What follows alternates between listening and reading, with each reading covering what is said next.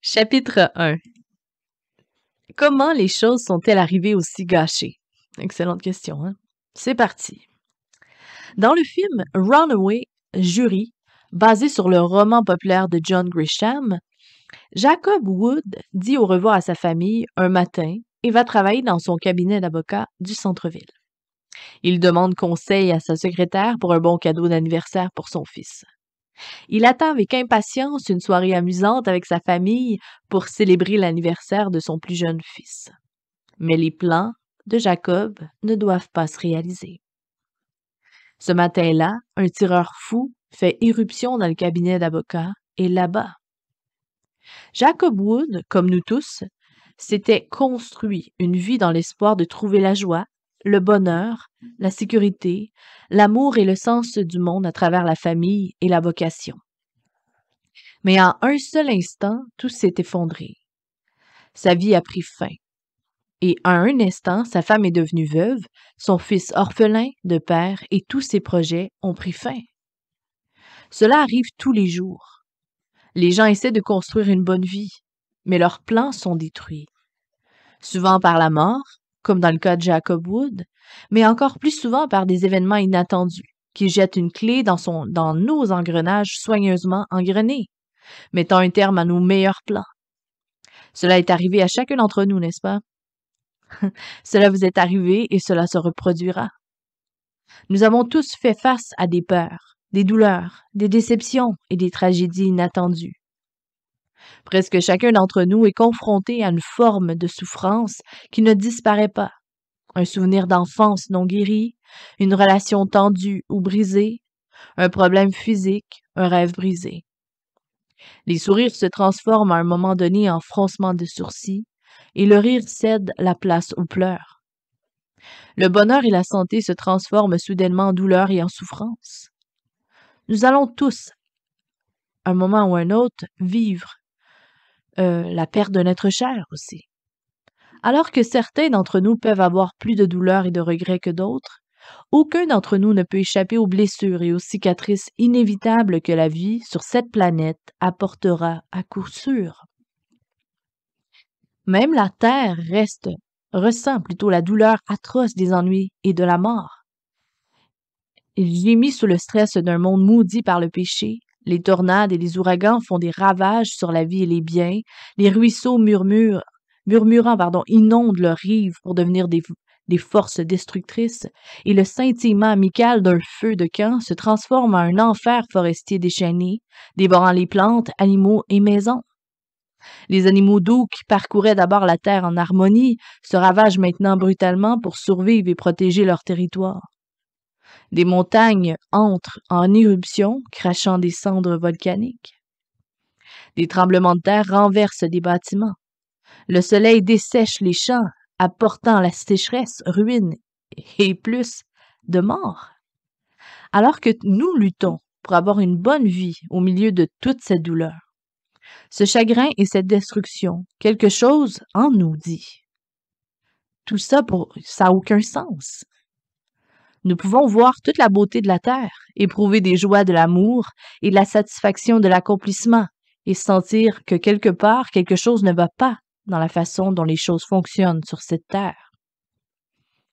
Il y a tellement de beauté et de bien que nous nous demandons s'il n'y a pas une sorte de sens derrière toute la douleur et la ruine que nous voyons et vivons.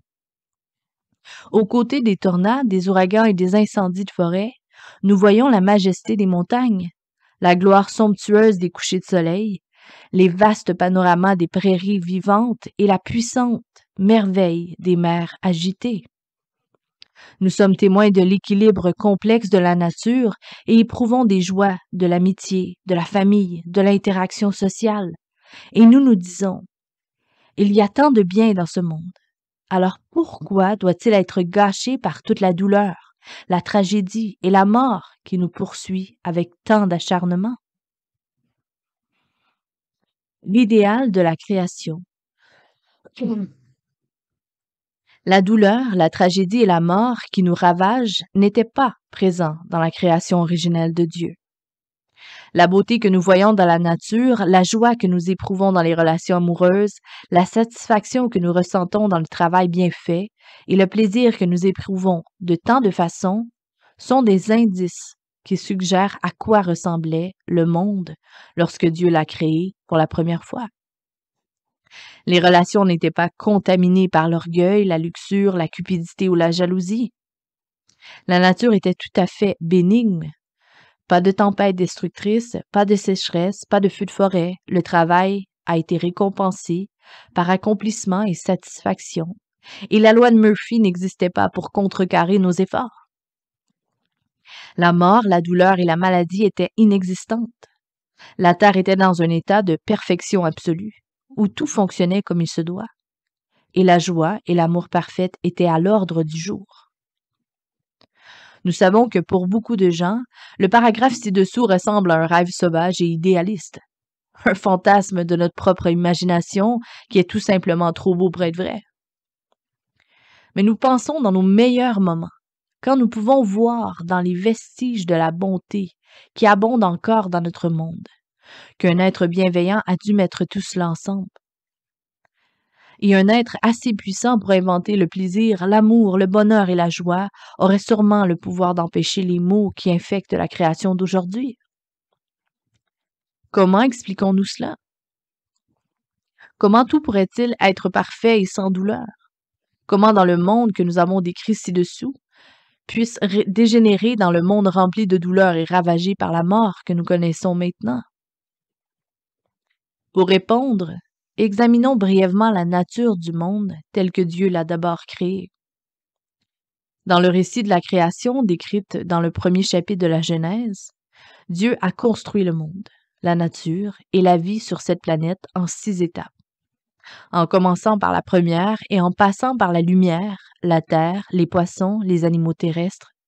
Enfin, le dernier jour, il créa les humains sous la forme du premier couple, Adam et Ève, mâle et femelle. Ces prototypes humains étaient uniques parmi toute la création en ce qu'eux seuls ont été créés à l'image de Dieu. Cela signifiait qu'ils possédaient plusieurs caractéristiques qui manquaient aux autres créatures de Dieu. Ils se tenaient debout, ils avaient des mains à utiliser comme outils pour façonner leur environnement, ils possédaient la raison, la conscience de soi et la capacité de choisir leur propre destin. La principale différence, cependant, était dans le fait que l'homme et la femme étaient infusés de l'Esprit de Dieu lui-même. Alors que les animaux avaient l'instinct comme mécanisme de contrôle, les humains avaient le Dieu de l'univers habitant leur vie, dirigeant leurs pas et informant leurs décisions. Cela signifiait que l'homme et la femme étaient les députés de Dieu sur la terre. Ils étaient les représentants de Dieu, ses agents, qui ont reçu la responsabilité et le pouvoir de régner sur la terre à la place de Dieu, en prenant soin des animaux et de l'environnement, ainsi qu'en gérant parfaitement leur propre comportement personnel. Ils étaient les seigneurs de la terre, régnant sur toute la nature, y compris leur propre nature humaine, par la puissance de Dieu lui-même vivant en eux. Alors forcément, les choses se sont bien passées sur la terre. Tout a fonctionné selon son dessein créé, selon l'ordre que Dieu a conçu parce que l'homme et la femme régnaient sur tout d'une main bienfaisante, dirigée par Dieu lui-même qui vivait en eux. Pardon. Votre première impulsion peut être de penser que l'arrangement pour Adam et Ève n'était essentiellement pas meilleur que celui des animaux. Oui, il était sous la direction de Dieu au lieu de sous la direction de l'instinct intrinsèque. Mais dans les deux cas, ils étaient sous la direction. Il peut vous sembler qu'il n'était pas gratuit. Mais expliquons que ce n'était pas le cas. Adam et Ève étaient complètement libres. Ci-dessus, nous avons noté qu'un attribut qui séparait les humains des animaux était qu'ils étaient libres de choisir leur propre destin. Et le choix était simple. Tout ce qu'ils avaient à faire était de dire à Dieu de sortir de leur vie, et ils le feraient. Ils seraient alors libres de Dieu et ne seraient plus sous sa direction, et sa direction est donc libre de diriger leur vie comme ils l'entendraient. Ce serait cependant un choix insensé, car Dieu a explicitement conçu les humains pour qu'ils soient habités par lui et qu'ils gouvernent toute la création par son pouvoir. Parce qu'il les a conçus de cette façon, tout leur bonheur, leur joie, leur plaisir et leur satisfaction sont venus du fait qu'ils fonctionnaient, comme ils avaient été conçus. Vous voyez, Dieu aimait tendrement l'homme et la femme, et il les a conçus pour éprouver une grande joie et un grand plaisir. Il leur a donné tout son possible pour augmenter leur joie et leur plaisir. Tous les images, les sons, les arômes, les goûts de la création, ainsi que l'extase et les sentiments associés à l'amour étaient pour leur plus grand plaisir. Parce que Dieu les a beaucoup aimés et leur a donné la terre pour leur joie, Adam et Ève aimaient aussi beaucoup Dieu. Ils étaient leur principal plaisir. Et pour couronner le tout, le Dieu qu'ils aimaient tant n'était pas une divinité lointaine, mais plutôt un être chaleureux et personnel qui vivait en eux dans une relation d'intimité profonde à chaque instant de chaque jour. Les choses ne pouvaient pas mieux s'arranger pour le couple humain. Choisir de suivre leur propre chemin, se séparer de Dieu et ainsi perdre ses conseils, sa direction et la conscience directe et intime de son amour continu aurait été la chose la plus téméraire qu'ils auraient pu faire. C'était l'état des choses lorsque Dieu a créé les cieux, la terre, les animaux et les premiers humains. Tout était dans un ordre parfait parce que Dieu lui-même gouvernait tout par l'intermédiaire volontaire de ces êtres humains bien-aimés. La douleur, la tragédie, la ruine et la mort ne pourraient jamais envahir tant qu'Adam et Ève choisiraient de rester dans leur relation d'amour avec Dieu. Comment les choses ont mal tourné? Il est probable qu'Adam et Ève ne seraient jamais sortis de cette relation d'amour avec Dieu s'ils n'avaient pas été trompés et tentés de le faire. Mais l'ennemi de Dieu, que nous connaissons sous le nom de Satan, a envahi leur monde parfait, a trompé la femme en la faisant sortir de l'amour de Dieu, et elle à son tour a tenté l'homme à faire de même. Ils ont décidé de suivre leur propre chemin, au lieu de suivre la voie d'amour de Dieu pour eux. Sans doute, ils n'ont pas considéré les conséquences dévastatrices de leur choix. À la suite de leur décision, tout dans leur monde a changé, et pas pour le mieux. Dieu, leur ayant donné la liberté de choisir leur voie, a honoré leur choix. Il est sorti de leur vie pour ne pas interférer avec l'indépendance et la liberté qu'ils avaient choisie. Mais sans Dieu dans leur vie, ils ont soudainement manqué de puissance et de sagesse pour exercer leur charge de régner sur la nature. En conséquence, la nature est devenue incontrôlable et déséquilibrée. Les tempêtes, les tremblements de terre et les catastrophes ne pouvaient plus être évités. Le sol ne cédait plus abondamment à la charrue et les mauvaises herbes. La rouille, la pourriture, les bactéries malignes et les parasites infestaient tout. Les animaux qui avaient adoré l'homme et la femme les fuyaient maintenant et se retournaient même contre eux, dans la peur et la faim. La douleur et la mort sont devenues des caractéristiques permanentes de l'environnement. Même la nature humaine est devenue incontrôlable. Avec l'esprit aimant de Dieu résidant en eux, Adam et Ève avaient vécu en harmonie, non seulement dans la nature, mais aussi l'un avec l'autre. Leur propre relation avait toujours été aimante et attentionnée. Mais après avoir rejeté Dieu et choisi leur propre voie, même l'harmonie domestique a pris fin. L'homme et la femme n'étaient plus capables de contrôler leur propre nature, et l'égoïsme, l'orgueil et la luxure sont entrés en scène, provoquant des conflits, des malentendus et des chagrins, contaminant même les relations les plus intimes. Cet événement, le choix du premier couple humain de rejeter Dieu et de se tourner vers lui-même comme sa propre autorité, est appelé péché. Nous pensons que le péché se décline en de nombreuses variétés, de petits actes apparemment insignifiants, consistant à parcourir 76 000 par heure sous une limite de vitesse de 70, ou péchés horriblement, épouvantablement, tel un meurtre de masse. Et en effet, les péchés se présentent sous de nombreuses variétés et de nombreux degrés de gravité. Pourtant, il y a une chose commune à tous les péchés. Depuis le plus petit, le moins au plus grand plutôt. Tout péché découle de cette impulsion originelle d'Adam et Ève de suivre leur propre voie au lieu de celle de Dieu. Tous les péchés de la vitesse au meurtre de masse découlent du fait du péché, qui consiste simplement à rejeter la voie de Dieu en faveur de la voie de soi. Les conséquences de tout péché sont le chaos, la douleur, la tragédie, la destruction et la mort, simplement parce que la séparation d'avec Dieu nous laisse sans le pouvoir et sans la sagesse de remplir notre fonction créée d'imposer l'ordre bienveillant de Dieu sur la création. Cette réduction de la condition humaine, de sa magnifique création, en tant que détenteur de la puissance et de l'influence de Dieu, à des créatures impuissantes qui se tournent vers leur moi vide pour se guider, est communément appelée la chute. La chute a marqué la descente de l'humanité de la perfection créée au monde tragique, troublé et rongé par la mort que nous connaissons aujourd'hui.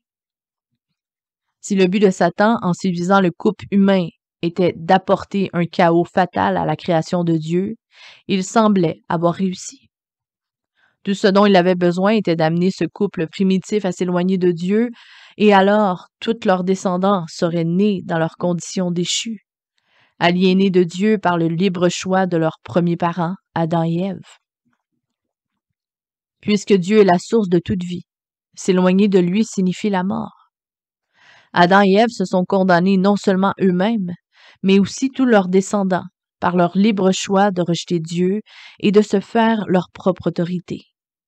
Comme Paul nous le dit, quand Adam a péché, le péché est entré dans le monde. Le péché d'Adam a apporté la mort, ainsi la mort s'est propagée à tous, car tous ont péché. Romains 5,12. Lors de la chute d'Adam et Ève, la mort est entrée dans le monde parfait de Dieu et a condamné toute l'humanité. Pourquoi Dieu ne peut-il pas simplement ignorer notre péché, vous demanderez-vous? Si Dieu nous aime vraiment, comme il le dit, pourquoi doit-il laisser le péché se tenir entre lui et nous? Il est Dieu, après tout. Il est tout-puissant, n'est-ce pas? Il peut faire tout ce qu'il veut, n'est-ce pas? Pourquoi ne peut-il pas simplement oublier que nous péchons et nous sauver de toute façon? En surface, cela semble une question raisonnable. Mais lorsque nous creusons plus profondément, nous constatons qu'il y a des problèmes. La réponse a à voir avec les concepts jumeaux de justice et de sainteté. Parlons d'abord de la justice. Nous sommes tous tombés à des cas des normes parfaites de Dieu, ça c'est clair. Puisqu'il est le dirigeant moral de l'univers, il ne peut pas considérer les violations de ces normes parfaites avec indifférence. Nous pouvons peut-être le faire lorsque nous nous offensons les uns les autres, mais Dieu ne le peut pas. Car tolérer quoi que ce soit, de moins que la perfection dans son univers parfait, serait une offense à la justice parfaite. Il y aurait indignation si un juge n'administrait pas la justice dans son tribunal. Imaginez un juge qui, après avoir défendu une affaire judiciaire impliquant un meurtre brutal et un viol, a décidé de libérer le coupable parce qu'il voulait agir avec amour. Que penserait la famille de la victime de son ignorance d'un crime aussi scandaleux? Naturellement, il crierait à l'injustice. Laisser partir le tueur banaliserait l'acte brutal et ferait la lumière sur la vie perdue de leur être cher. Dans quel genre de monde vivrions-nous si chacun choisissait d'agir avec amour et gentillesse et de pardonner les crimes au lieu d'administrer la justice? Nous pouvons vous assurer que cela ne vous plairait pas. Dieu est le chef moral du monde. Il est le juge de l'univers, il est le roi ultime. Ses lois ne sont pas arbitraires. Ils découlent de son caractère et de sa nature même. Et ils nous sont donnés afin de nous rendre plus semblables à lui. Essentiellement, toutes les lois de Dieu sont pour notre propre bien. Il a conçu les humains, il sait ce qui nous motive et comment nous pouvons obtenir les meilleures performances et le plus grand bonheur. Ces lois fonctionnent comme un manuel d'instruction et d'entretien du fabricant. Si nous les suivons, nous nous rapprocherons beaucoup plus de ce que Dieu a voulu que nous soyons et récolterons la joie, la satisfaction et l'épanouissement qui en découlent. Dieu est vérité et ses lois sont justes. Dans son plaidoyer pour que Dieu sauve Sodome et Gomorrhe de sa destruction planifiée, Abraham s'écria « Tu ne ferais certainement pas une telle chose détruisant les justes avec les méchants. » Pourquoi vous traiteriez les justes et les méchants exactement de la même manière? Vous ne feriez sûrement pas ça. Le juge de toute la terre ne devrait-il pas faire ce qui est juste? Bien sûr, Abraham a un peu mal compris la situation à Sodome. Dieu savait qu'il n'y avait pas de juste à Sodome en dehors de Lot et de sa famille, qu'il avait l'intention de sauver. Mais le fait est qu'Abraham a fait une déclaration correcte. Dieu, en tant que dirigeant et juge de toute la terre, est lié par son propre caractère à faire ce qui est juste. Et cela signifie administrer la justice avec précision. Le péché suscite la colère de Dieu. Ce n'est pas qu'il s'emporte irrationnellement parce que ses plans pour un monde parfait sont gâchés. Il n'y a pas d'impulsivité en lui. Il n'y a rien d'impulsif, aléatoire, capricieux chez Dieu. Ça, c'est les comportements d'hommes, ça, c'est pas celle de Dieu. Il n'est ni méchant ni malveillant. Sa colère n'est ni irrationnelle ni mystérieuse. Il est complètement guidé par des principes et contrôlé. Sa colère est toujours provoquée par la méchanceté et la destruction que la méchanceté rend aux êtres créés qu'il aime tendrement. La deuxième raison pour laquelle Dieu doit répondre au péché est qu'il est saint. En fait, l'attribut de la sainteté est appliqué à Dieu plus qu'à tout autre attribut de la Bible. La plupart des gens comprennent mal le sens de la sainteté. Ils ont tendance à le considérer comme trop religieux au point d'être quelque peu déconnecté de la réalité quotidienne. Ou plus négativement, ils pensent que la sainteté est un peu pharisaïque et religieusement élevée au-dessus des gens ordinaires. Mais le vrai sens de la sainteté n'est rien de tel. La sainteté de Dieu est tout simplement incompatible avec le péché. Les yeux de Dieu sont trop purs pour regarder le mal, et parce qu'il est parfait, il ne peut pas supporter le mal. Parce que Dieu est saint, il ne peut pas considérer le péché avec indifférence. Il juge les pécheurs parce que son caractère parfait l'exige. La Bible utilise quelques phrases pour indiquer pourquoi Dieu doit agir ainsi. Premièrement, Dieu est provoqué par le péché. La Bible nous dit qu'il était en colère lorsque des idoles ou des dieux étrangers étaient placés devant lui dans la vie de son peuple. Cela signifie simplement que la nature parfaite de Dieu le fait réagir fortement aux actes répréhensibles. Il ne peut tolérer l'idolâtrie, l'immoralité ou l'injustice.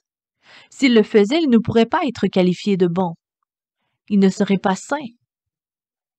Deuxièmement, on nous dit que Dieu brûle de colère face au péché de l'humanité. Allez voir dans 2 Rois 13, verset 3, ainsi que Juge 3, verset 8, qui dit « L'Éternel s'est enflammé de colère contre Israël. » Tout comme nos yeux brûlent lorsque nous regardons le soleil, il y a quelque chose dans la nature de Dieu qui le fait brûler de colère à la vue du mal.